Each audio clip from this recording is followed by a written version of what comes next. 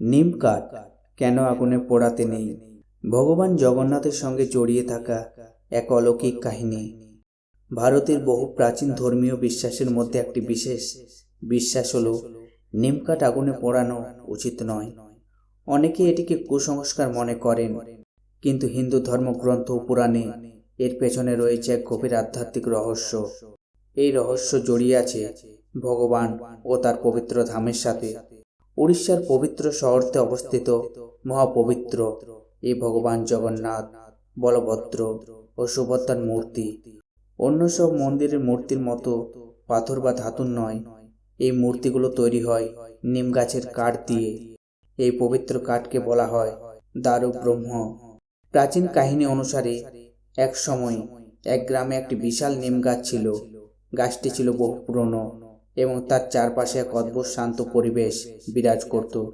গ্রামের বয়স্ক মানুষেরা বলতেন এই গাছটি খুবই পবিত্র, এটিকে কখনো অপবিত্র কাজে ব্যবহার করা উচিত নয়।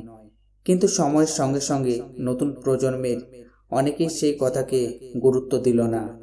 একদিন কয়েকজন গ্রামবাসী সিদ্ধান্ত নিল গাছটি কেটে জ্বালানি কাঠ হিসেবে ব্যবহার করবে। তারা গাছটি কেটে কাঠ ঘরে নিয়ে এলো এবং আগুনে পোড়ানোর চেষ্টা করলো। কিন্তু আশ্চর্যের বিষয়, কাঠে আগুন ধরলেও কিছুক্ষণ পরেই আগুন নিভে যাচ্ছিল। যতবারই তারা আগুন জ্বালানোর চেষ্টা করছিল, ততবারই একই ঘটনা ঘটছিল। গ্রামের সবাই অবাক হয়ে গেল। তারা বুঝতে পারছিল না কেন এমন হচ্ছে। সেই রাতেই গ্রামের এক ভক্ত ব্যক্তি এক অলৌকিক স্বপ্ন দেখলেন। স্বপ্নে তিনি দেখলেন ভগবান তার সামনে দাঁড়িয়ে আছেন।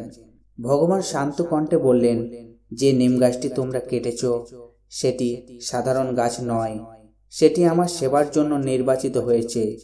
আমার মূর্তি তৈরির জন্যই সেই পবিত্র গাছ জন্মেছিল, তাই সেই কাঠ আগুনে পোড়ানো উচিত নয়। ভোরবেলা সেই ভক্ত গ্রামবাসীদের সব কথা জানালেন। সবাই ভয়ে ও ভক্তিতে ভরে গেল। তারা বুঝতে পারল এটি কোনো সাধারণ ঘটনা নয়, বরং ভগবানেরই ইশারা। কিছুদিন পর পুরোহিতরা গ্রামে এসে সেই নিম কাঠ পরীক্ষা করে দেখলেন। নানা ধর্মীয় লক্ষণ দেখে তারা নিশ্চিত হলেন এই কাঠই ভগবানের মূর্তি তৈরির জন্য উপযুক্ত।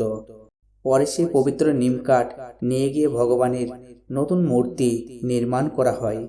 এই ঘটনার পর থেকেই অনেক ভক্ত বিশ্বাস করেন নিম গাছ শুধু একটি সাধারণ গাছ নয়, এটি দেবতার আশীর্বাদে পবিত্র। তাই নিম কাঠকে আগুনে পোড়ানো উচিত নয়, বরং শ্রদ্ধা ও সম্মানের সঙ্গে ব্যবহার করা উচিত। এই কাহিনী আমাদের এক গভীর শিক্ষা দেয়।